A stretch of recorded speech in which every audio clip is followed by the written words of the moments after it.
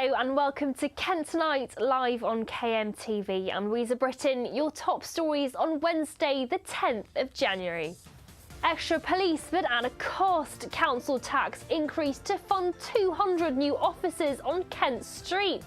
We're going to be putting more into rural policing, into roads policing, and also into local policing teams as well. School evacuated after chemical spill, hundreds sent home and more than 20 treated by emergency services.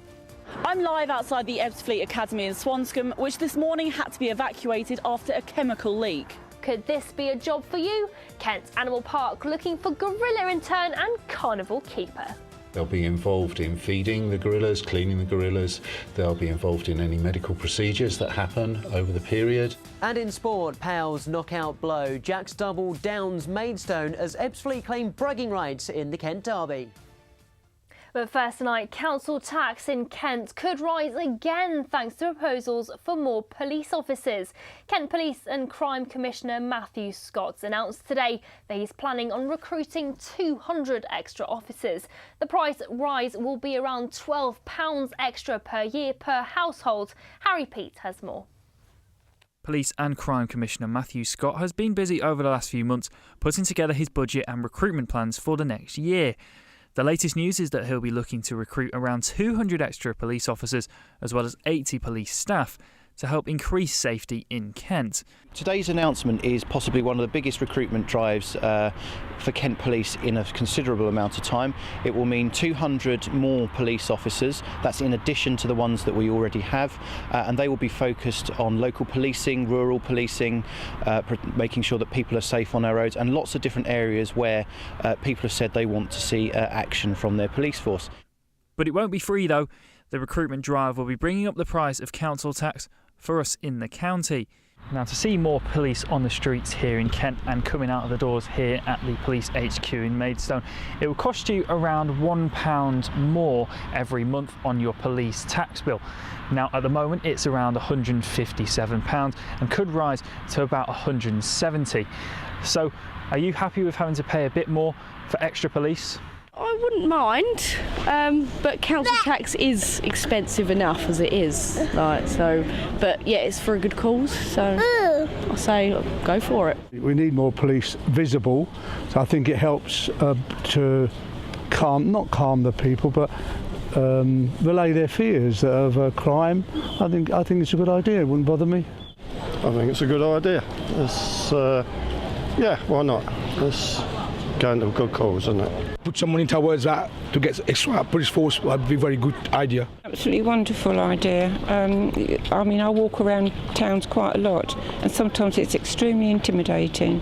So yes, I'm all for it. The percentage increase was the highest that Matthew Scott was allowed to take, and he too is also cutting £200,000 from his own expenditure budget and believes we will see the benefits of the tax rise. It's no good for PCCs and chief constables elsewhere to say we're just going to take the money and you're not going to get anything for it.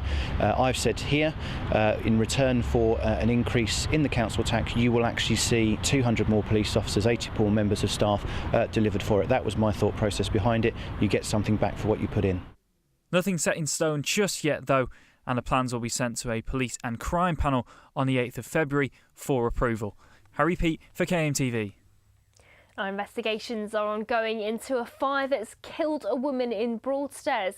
Julia Brown died when a fire ripped through her three-storey home in the town. Her daughter Izzy says it's been a shock to the whole family. Neighbours and colleagues have also paid tribute to her. Five fire crews were sent to the home on Rectory Road. It was stopped from spreading to neighbouring houses, but sadly Ms Brown was pronounced dead at the scene. Health and safety officers are investigating an incident where a homeless man was almost crushed after being scooped into a bin lorry in Rochester.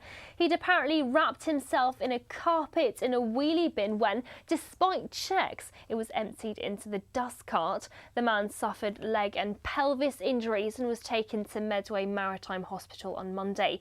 Neither Medway Council nor local charities and agencies that help the homeless know who he is. Medway Council's also investigating the incident with its rubbish collection contractors Veolia. Now, police are offering a £10,000 reward to help find a man wanted in connection with the killing of a Kent man at a gym. Met Police have put forward £10,000 for information leading to the arrest of Charles Riddington. He's wanted in connection with the stabbing of 24-year-old George Barker. Well, our reporter Josie Howletts has been following the story and joins me now. So, Josie, why have they put up this report with this reward? Well, this is Charles Riddington, and Met Police say that anyone that can give them any form of information that could lead to his arrest will be given £10,000. Now, he's wanted in connection with the murder investigation of George Barker, who was stabbed to death at K Gym in Bexley, not far from his home, in November 2016. Now, Mr Barker was 24 years old and from South Darenth, and he became a dad just 5 days before he was killed. In these pictures here you can see tributes were left to him. And quickly, what have police said about trying to find him? Well, they say that he is known as Charlie. He's also used another name, Barry Ryan, and they believe that he left the UK from Manchester, but he could still be in this country. So any information, contact Met Police. Thanks for that, Josie. Now, a number of prison officers have been suspended at one of the Isle of Sheppey's prisons due to allegations of racism.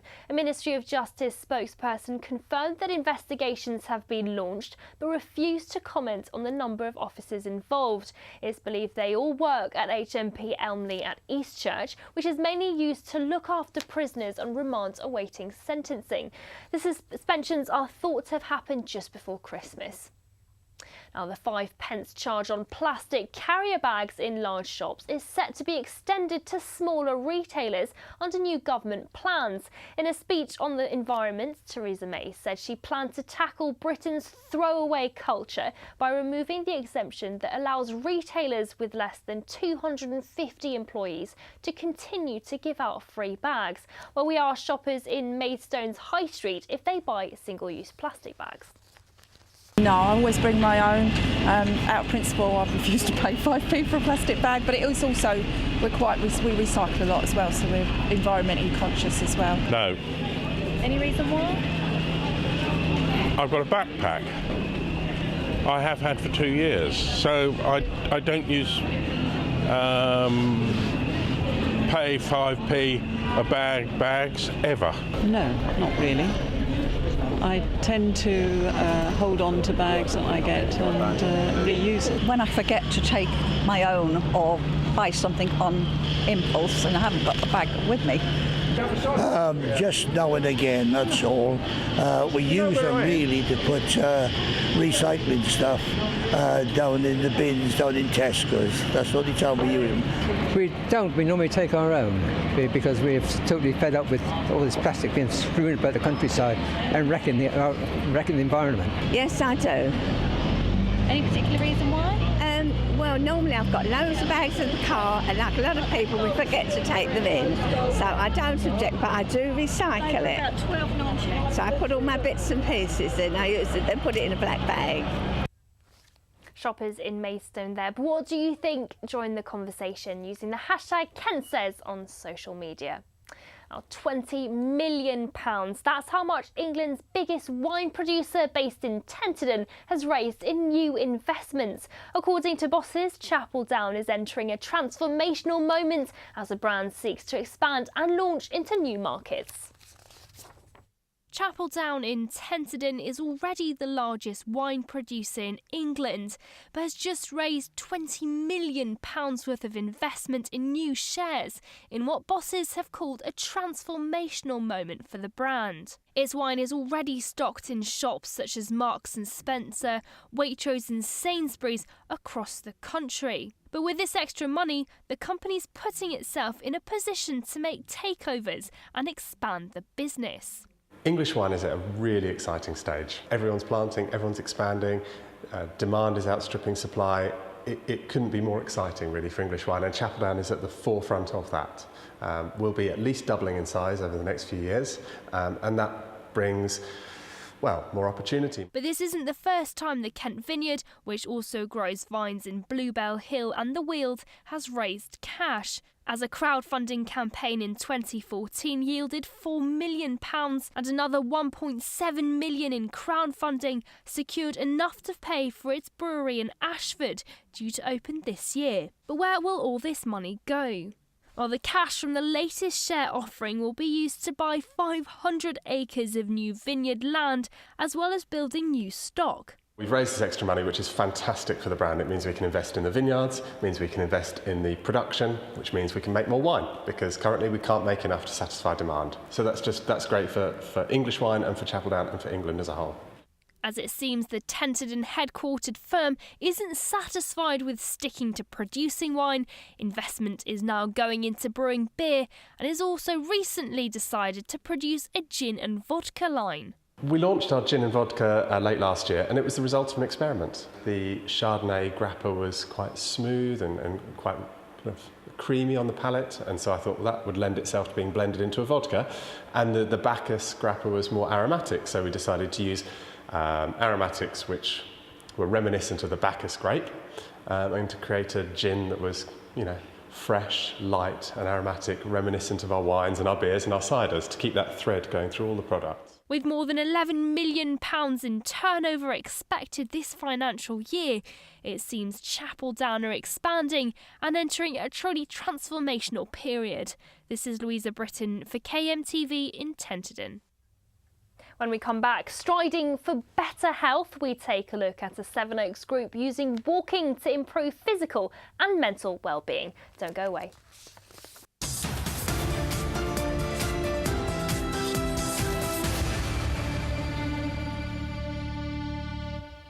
Welcome back to Kent Tonight, live on KMTV. Now, 23 people were treated by ambulance crews this morning after a chemical leak at a school in Swanscombe. It happened at Ebbsfleet Academy just after 10:30 this morning. Well, our reporter Poppy Jeffrey is outside the school and joins me now. So, Poppy, what happened this morning? Yes, so at 10:30 this morning, the school was evacuated for a full hour and emergency services had to be called after people detected what they say was a bleach-like smell in one of the plant rooms. Now, I'm here and I can't smell any bleach-like smell at all, but apparently the chemical leak was thought to be a kitchen extractor and the room had to be ventilated. Was anyone hurt in the incident at all? Well, an ambulance spokesman said that 23 people, which is 8 children and 15 adults, had to be looked over at the scene for symptoms including coughing, running noses and itchy eyes as well. And 2 further adults may even need hospital treatment this evening. Well, the ambulance crews have since left, as far as I can tell. I can't see any more around here. And what happens next? Well, there's been a statement from the head teacher called Alison Colwell. She said that the students had actually behaved impeccably during today's incident, and the school is expected to open as usual tomorrow. Thanks for that, Poppy. Now, with reaction to last night's Kent derby at the Gallagher Stadium, here's Keelan with the sport.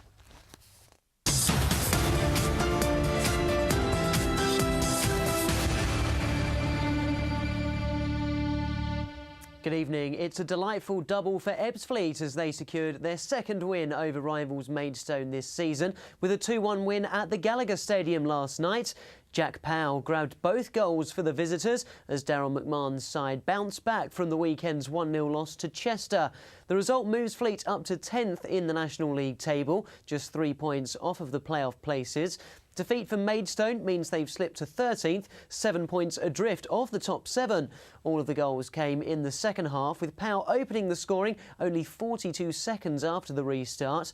Joe Anderson levelled for the Stones before Powell's second proved to be the winner just after the hour mark. The victory was Ebbsfleet's first of 2018 and boss Daryl McMahon was delighted with his team's display. I thought we gave a similar performance in the sense of with the ball. I thought we were very good again tonight in dominating the ball. We were definitely better in both boxes tonight, which we needed to be on the last two performances. I thought it was a fully deserved 3 points for us. Don't get carried away with winning and losing. I think the performance is important. The performance tonight was excellent. It was absolutely excellent across the board. The 11 who started, the lads who come on, all of them. I know we need to build on that. It's now 10 games since Maidstone last tasted victory in the National League, and manager Jay Saunders bemoaned individual errors for yesterday's loss. It means the Stones have only won 3 times in 14 home games this season. So does Saunders think his side are feeling the pressure at the Gallagher?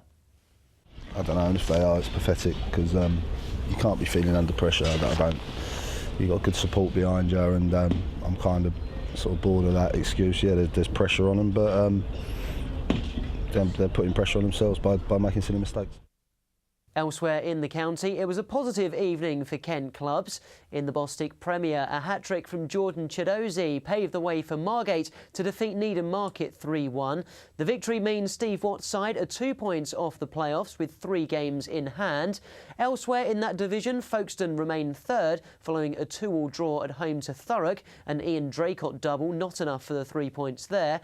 In the Bostik South, Sittingbourne ended a run of 7 consecutive losses by thrashing Guernsey 4-0 at Woodstock Park. Kane Rowland was back amongst the goals, scoring twice as they moved into the top half of the table. You're up to date on sport across Kent for the time being. I'll be back with more in half an hour.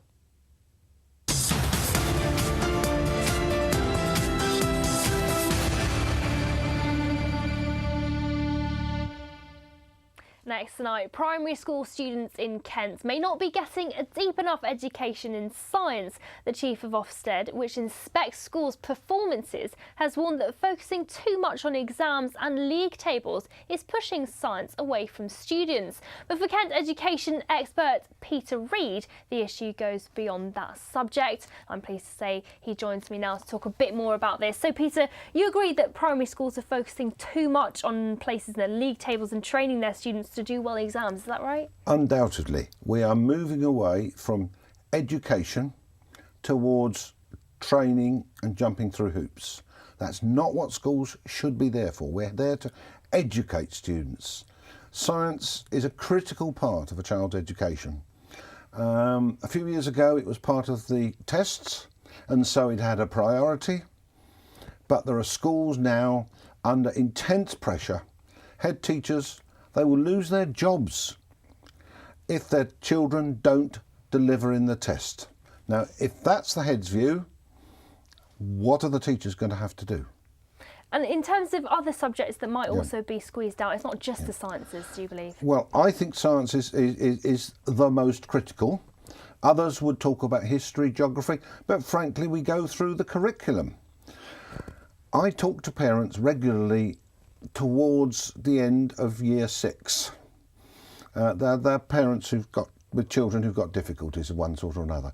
What have you been doing in school since Christmas? SATs. What else have you been doing? Any projects? SATs. Have you done a project this year? I asked one family. The child has been doing a project. Their termly project was SATs. But surely obviously children do need to potentially do well in exams to progress in academics. So how do you find a balance? You've got to find a balance. At the moment, we don't have that balance because what we're saying is tests and targets are everything. Good schools, and make no mistake, there are many good schools, are achieving that balance. Schools under pressure to deliver are the schools where this suffers. And they're often the schools where the children most need to have a wide curriculum and preparation for their future. And for the children, what are the dangers of focusing too much on exams and tests for their long-term future? Quite simply, they think that that's what education's about, just jumping through hoops. And if that's all education is, then we're all failing. And it's also for teachers as well, probably under pressure. Well, it's utterly depressing. We've got a drastic shortage of teachers at the moment. People are walking away from teaching. We're not asking exactly why, but I suspect job satisfaction, because of this in primary schools, is a key element. Right, Unfortunately, that's all we've got time for. Fascinating subject. Yeah. Now, a new walking group's been set up in Sevenoaks to help combat low self-esteem and improve fitness. Every Step Counts is run entirely by volunteers with support from the council and has made great strides since its launching at the end of last year. Cameron Tucker joined them in Oxford. Out for a morning stroll. For 16 weeks, members of Every Step Counts have met in Otford, Sevenoaks for their weekly constitutional. The group is a gentle well-being walking group. It started because last year my mother had 4 major abdominal operations. She was discharged with a discharge bag with an exercise sheet in it, and she really wasn't up to doing the exercises, and I started to look around for things she could do, and I thought, well, you know, I tried to find a gentle walking group, and there wasn't one. I think it's tapping into the fact that the government are telling us we must do more exercise. We're also in a friendly group, and as I say, it's so secure. Walking on your own can be a bit daunting. The benefits of walking in the outdoors have been well documented, with one group of researchers at King's College London finding moods can be lifted for up to 7 hours after wandering in the open. It instantly lifts your mood. There's no way people can feel down if you get out in the beautiful Kent countryside. A number of studies has proven that just 30 minutes of walking a day can have significant health benefits. But for the group here in Sevenoaks, the focus has been placed more on improving overall well-being. You kind of get into a different way of thinking, going into flow, I suppose it is, and feeling much calmer. You might start thinking about churning over a few problems you've got and find solutions suddenly popping up, and just being slightly active, being with other people, and actually being in the natural environment. All of these things are actually known and proven to be very good for us mentally. All benefits felt by these members of the group. It's been really wonderful, and people get very excited, and they all had a step counter after our 10th walk, and they were excited about that. So yes, that's wonderful. What I love about it is the ladies that run this group are just so enthusiastic. It's infectious, and I say to myself, why wouldn't I want to go walking with them? Last summer, unfortunately, I had an acute stroke, and after 10 weeks in hospital, I was unable to walk, and it was perfect for me to get back to something of normal activities. Every Step Counts will be looking to continue making great strides for physical and mental health. Cameron Tucker, KMTV, Sevenoaks.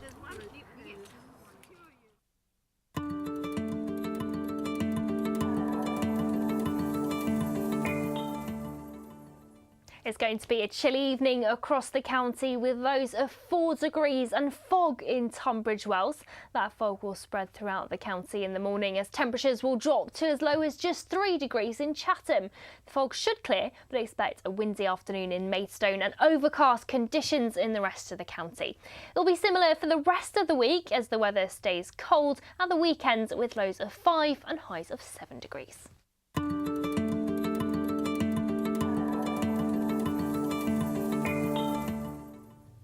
And coming up after the break, our reporter visits an animal park near Canterbury, which is looking for a new intern to work with gorillas. Don't go away. We're looking for somebody that's enthusiastic, that has some experience of working with animals. That doesn't have to be exotics, it doesn't have to be gorillas, but we're looking for someone who has maybe worked on a farm or has kept horses.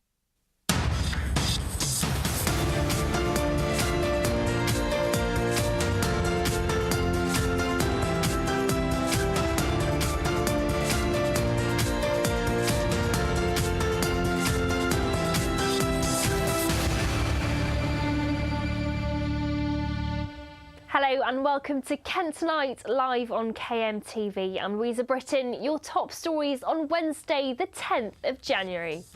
Extra policemen and a cost. Council tax increase to fund 200 new officers on Kent streets. We're going to be putting more into rural policing, into roads policing, and also into local policing teams as well. School evacuated after chemical spill, hundreds sent home and more than 20 treated by emergency services. I'm live outside the Ebbsfleet Academy in Swanscombe, which this morning had to be evacuated after a chemical leak. Could this be a job for you? Kent Animal Park looking for gorilla intern and carnival keeper. They'll be involved in feeding the gorillas, cleaning the gorillas. They'll be involved in any medical procedures that happen over the period. And in sport, Powell's knockout blow. Jack's double downs Maidstone as Ebbsfleet claim bragging rights in the Kent derby. Council tax in Kent could be on the rise again to pay for more police officers on our streets. Police and Crime Commissioner Matthew Scott says we may have to pay £1 a month more to fund recruiting 200 new police officers. Harry Peet has this report. Police and Crime Commissioner Matthew Scott has been busy over the last few months putting together his budget and recruitment plans for the next year. The latest news is that he'll be looking to recruit around 200 extra police officers as well as 80 police staff to help increase safety in Kent. It will mean 200 more police officers. That's in addition to the ones that we already have, and they will be focused on local policing, rural policing, making sure that people are safe on our roads, and lots of different areas where people have said they want to see action from their police force. But it won't be free though. The recruitment drive will be bringing up the price of council tax for us in the county.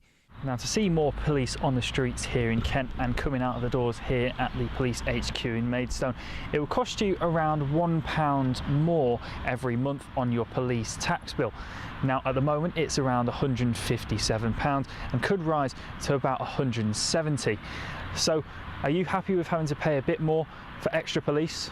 I wouldn't mind, but council tax is expensive enough as it is, right? So, but yeah, it's for a good cause, so I say go for it. We need more police visible, so I think it helps to not calm the people, but relay their fears of crime. I think it's a good idea. It wouldn't bother me. I think it's a good idea. It's, yeah, why not? It's going to a good cause, isn't it? The percentage increase was the highest that Matthew Scott was allowed to take, and he too is also cutting £200,000 from his own expenditure budget and believes we will see the benefits of the tax rise. In return for an increase in the council tax, you will actually see 200 more police officers, 80 more members of staff delivered for it. That was my thought process behind it. You get something back for what you put in. Nothing set in stone just yet though, and the plans will be sent to a police and crime panel on the 8th of February for approval. Harry Peet for KMTV. Now, a 51-year-old homeless man's facing a prison sentence after he admitted attacking a pensioner in Barming. Police sealed off Heath Road following the attack in October last year. John Lowe had been accused of attempted murder, but his guilty plea for wounding with intent was accepted by the prosecution. The victim, Paul Heyman, was treated at a London hospital after being attacked. Sentencing's been adjourned until February for a report to consider Lowe's dangerousness. Now, a 5p levy on plastic carrier bags is set to be imposed on small retailers on Thursday this week, when the government will unveil its 25-year environmental plan. Large shops already have to charge for the bags, but now smaller outlets will have to do the same. Figures from April 2016 to 2017 showed 9 billion fewer plastic bags were used by shoppers since the ban was introduced in 2015. Shoppers in Maidstone told us if the charge on plastic bags makes them think about the effects on the environment. Absolutely, definitely, yes, that's a big yes for me. Any particular reason why? Because I bought my own Hessian-based bags. I use them and use them and use them. And you don't see so many, we don't see hardly any laying about or blown about the streets. Well, yes, there is that, but there's always plastic, isn't there? This day and age, I'm afraid. Yes, I think I am, yeah. Is that why you don't use them? Not particularly. It's just that I don't think it's necessary to sort of keep on paying out a lot of money. It sort of adds up. The environment is more important than the price, you know, to not use plastic bags, you know. And, you know, as I am aware that we're now up to a percentage of 90% of people that are not using bags, which is really, really good for the environment. In my opinion, I would say negative, because whenever I go clothes shopping, I would rather get a new bag than to put my new clothes in a grocery bag from 5 days ago. Yeah, my son he's a conservation. He works in conservation, so we're always having it drummed into us. So we are quite aware. We're very conscious of it all. And don't forget that you can keep up to date on all things going on in Kent by visiting our website kmtv.co.uk. You can check out some of our latest stories from across the county, like this video about the number of motorists who have been caught speeding on the Sheppey crossing last year. New figures from Kent Police have revealed that nearly 6 drivers a day have been caught speeding on the Sheppey crossing. The cameras installed at either end of the crossing back in March measure the average time it takes drivers to cross the swale and snaps them if they travel quicker on average than 70 miles per hour. The cameras at either end of the crossing are meant to be a deterrent for drivers, but still 1,200 motorists broke the 70 miles per hour speed limit. As I cross it now, as I go higher and higher, for me the most dangerous part of it is in the middle. If there were high winds and it was foggy like today, visibility is definitely very low, and I wouldn't like to be driving here at night. The latest statistics from May to November found that more motorists were speeding onto the island rather than off it. A total of 718 drivers went above the speed limit Sheppey bound, compared to 522 people heading towards Sittingbourne. But what do the people of Sheerness think? I think it's perfectly safe as long as you're driving at a safe speed. I don't know why they have to go more than 70. It was misty, foggy this morning, and you just don't need to travel at that speed. The crossing is very good, obviously, but it's too fast over the bridge because you don't know what's on the other side. You might crash into something or something like that. But apart from that, everything seems all right. I'm not surprised that people have got found speeding. The first time I ever went over that bridge, I thought it was dangerous. The first time I went over the top, I thought there's going to be a big accident, and there was, as you know. A lower speed limit of 50 miles an hour was put in place back in July 2015 after an inquest into the death of mother and son Deborah and Marshall Roberts in an accident on the crossing the year before. Despite the intention to slow traffic down to make the crossing safe, the accident rate increased.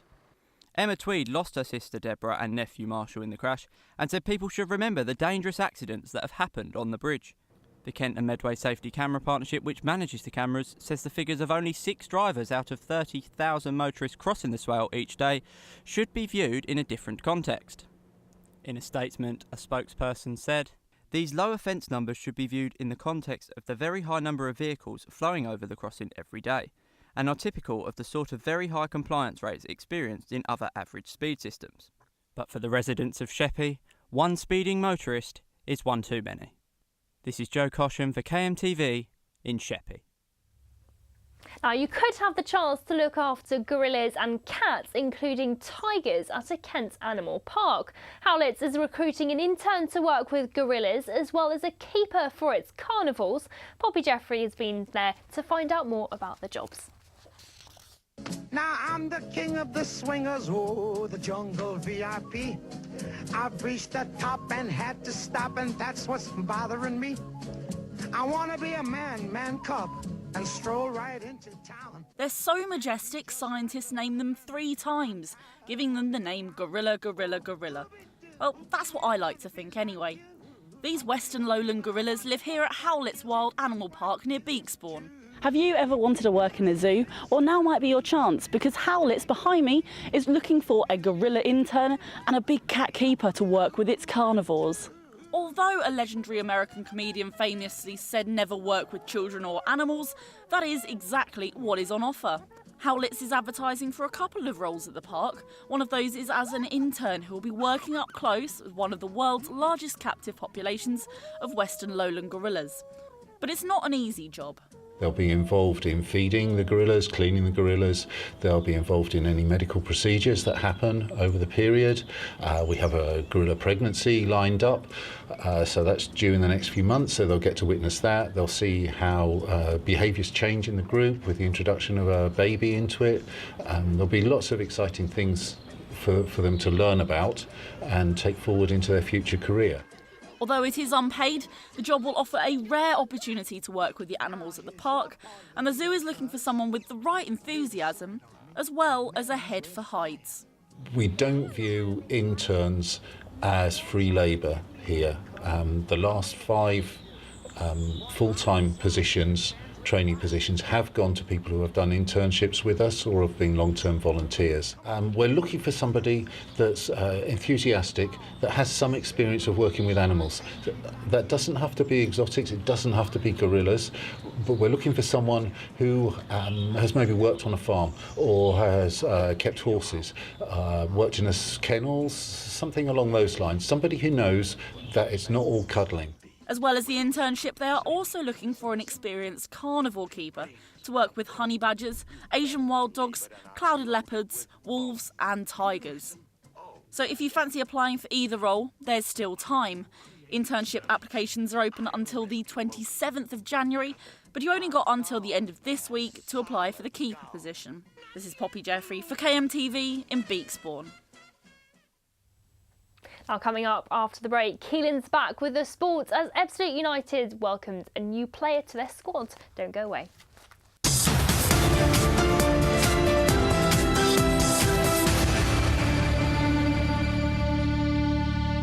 Hello and welcome back to Kent Tonight, live on KMTV on Wednesday the 10th of January. In case you missed it, more police on Kent streets, council tax increased to fund 200 new officers. We're going to be putting more into rural policing, into roads policing and also into local policing teams as well. School evacuated after chemical spill, hundreds sent home and more than 20 treated by emergency services. 8 children and 15 adults had to be treated by ambulance crews here at Ebbsfleet Academy this morning. Do you have what it takes to be Howletts' new gorilla intern or carnivore keeper? We're looking for somebody that's enthusiastic, that has some experience of working with animals. That doesn't have to be exotics, it doesn't have to be gorillas. And in sport, Darrell's double delight as McMahon masterminds a second win for Ebbsfleet over Maidstone this season. Time now for your pick of the papers with a look at what's making the news in print, online and radio across Kent. Earlier on today, I spoke to KMTV's Duarte Diaz and he started off by telling me about a mum of 5 who's raising awareness for blood donations. So the first story is about Lorraine Orange, who is a mother, and she is backing a New Year campaign to get people to sign up to give blood. That's because blood donations helped save her son's life, who suffers from a syndrome called Stevens-Johnson syndrome. When he was 11, her son needed 17 pints of blood, or a transfusion of 17 pints of blood to survive, because he was having a terrible reaction to some medication, which had caused his skin to actually burn from inside out. So because of the open wounds that happened, he needed that much blood. 4 years on, her son recovered from that particular situation, but obviously is still suffering the long-term effects of that illness. But it's because of that blood that's been donated that she is now coming forward to get people to sign up. And is the amount of blood available an issue at all? It is in a way, because across the country about 900,000 people gave blood last year, rather. But the NHS says they need 200,000 new donors every year to maintain that supply, so it's quite a serious issue. It does sound pretty serious. And the second story is about a seal that was beached in East Kent. Yes, exactly. So this seriously ill seal was beached in Kingsdown, but it escaped back into the water before it could be put down. Now, it was discovered by a dog walker and his 10-year-old daughter. They were on their usual walk along the beach when they spotted this seal, which he said was in obvious distress. He tried to turn the seal around into the sea, but he couldn't because it was quite big. Found the Coast Guard and they said they were on it. So the British Divers Marine Life Rescue and the RSPCA attended the scene and found that it was quite old. It was suffering because it was skinny. It had possible skin pox and an infection in his left eye. So the decision was made to put it down. However, it somehow managed to escape and wander back into the water, and the RSPCA obviously regret that this happened because they had taken the decision to put it down, and they say they continue to monitor the situation. What should people do if they come across an animal like this that sort of is beached? Yeah, the official advice, if you find a seal, is to call the British Divers Marine Life Rescue and to essentially stay away from it because you don't know what you might catch from it, but do not approach the seal and call the people who can come and handle the situation. And the last story is about a Mexican bar opening in Whitstable. Yeah, something a bit more light-hearted. So High Street Bank in Whitstable, which could be transformed into this so-called cool and laid-back Mexican restaurant and cocktail bar. This branch closed doors last year, and if plans go ahead, it could be turned into this high-end venue, which will even let you go into the former bank vault. So that's quite quirky. The people behind this are a husband and wife, Martin and Joe Smith. They're looking to replicate a successful restaurant that they run in Hertford called Dirty's. They moved to Whitstable 2 months ago, and so they're hoping to launch this new bar. Great, thanks ever so much for that, Durant. Thank you. A reminder, you can watch Kent Tonight live and on catch up at our website kmtv.co.uk. You can stay up to date with all the news, sports and weather from right across Kent, whenever and wherever you are.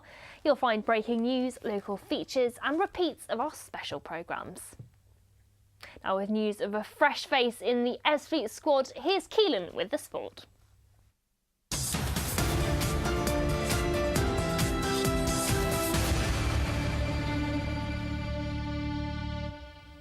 Before that though, Keelan, a couple of Gills players have extended their loan deals. That's right. Firstly, striker Noel Embo, he's gone back to Kingstone, and he was there just before Christmas and scored 3 goals in 8 appearances for them, and he's gone back and he'll be there until February. So it's an opportunity for him to get a little bit more experience. Steve Lovell brought him back when they sent Liam Nash out on loan to Leatherhead earlier on in the campaign, and Steve Lovell said that Noel Embo was just perhaps a little bit lazy in his youth, and that's what he wanted him to work on. So going back to Kingstone gives him a bit more of a chance in the Bostik Premier Division to just improve on that, score a few more goals. He got one on Monday during his first game against Enfield, so it's an opportunity for him to grab a couple of goals and also just improve on his all-round game. As well as that, Finn O'Mara has extended his loan deal with fellow Kent club Folkestone Invicta, and Folkestone have done fantastically well this season. Last term they only survived on the final day of the season in the Bostik Premier. This campaign they sit third, so very much in the playoff picture, just behind Billericay and Dulwich Hamlet. So an opportunity for him to help them. He struggled a little bit at the weekend against Dulwich Hamlet when they lost 4-3, but they came back yesterday, they drew 2-2 at home against Thurrock, so an opportunity not only for Embo to score a couple of goals, but also for Finn O'Mara to gain a bit more experience at a lower level. In transfer news, Ebbsfleet United have signed forward James Alabi from Tranmere on a permanent deal. Alabi has been in the county this season, having been on loan at Dover during the first half of the campaign. Alabi was present at the Gallagher Stadium last night to watch Ebbsfleet's 2-1 victory over Maidstone. The frontman joined Dover on loan from Tranmere earlier this term and made 10 appearances, scoring this close-range header in a 2-0 win over Eastleigh. Fleet manager Daryl McMahon believes Alabi is the type of character that fits into his squad. The right sort of profile for us, and hopefully James can come in and really score with the form he had last year at Chester and even get better than he has been, because I think he's a real talent. He said he played a little bit wide at Dover rather than through the middle. I see him as a striker. I think he's definitely looking at a number 9, pace, power. We've seen him score goals, and I think hopefully it'll be an asset for us. You're up to speed on sports news from across Kent for now. I'll have more for you at the same time tomorrow.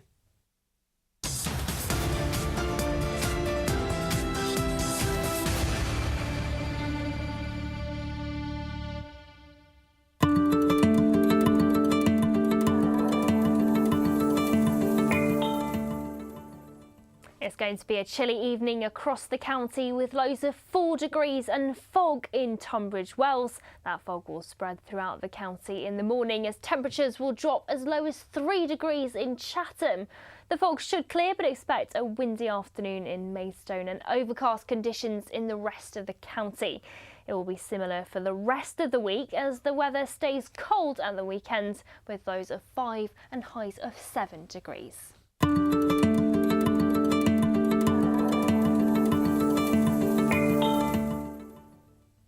Now, coming up after the break is our business show, Chris & Co. I'll be speaking to Chris Price about what to expect in this latest episode in just a minute. But first, here's Josie Hannett with a roundup of what's making the headlines for businesses in the county. The boss of the largest port in Kent has signalled the need for a Brexit deal which keeps trade flowing between the UK and the EU after revealing record freight traffic figures. The Port of Dover handled more than 2.6 million lorries last year, up nearly 10,000 on 2016, and the 5th straight year when it's broken its record.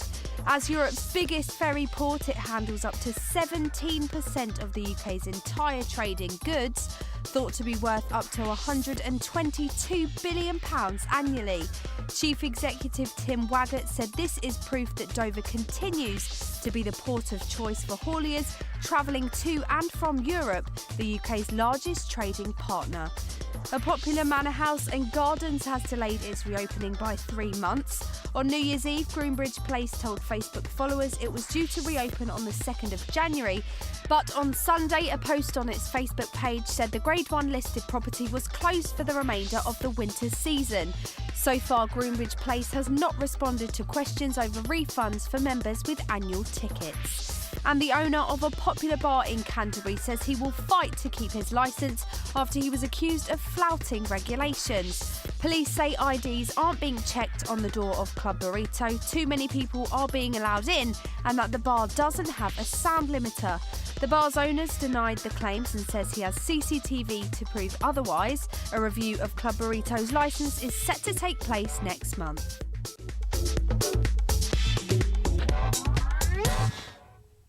So Chris, your show is coming out shortly. What can we expect in this latest edition? Well, we've got 2 fantastic guests on the show tonight. So we've got Fraser Thompson, who's the Chief Executive of Chapel Down, the winemaker based in Tenterden. And we've also got Sarah Calcutt, who's the General Manager of Avalon Growers, who run a number of farms across the county. And we're going to be focusing in the first part of the show very much on the rural sector. Chapel Down are really riding high at the moment, having raised £20 million from some issuing of new shares in the business. And we'll be asking Fraser what he plans to do with all that money.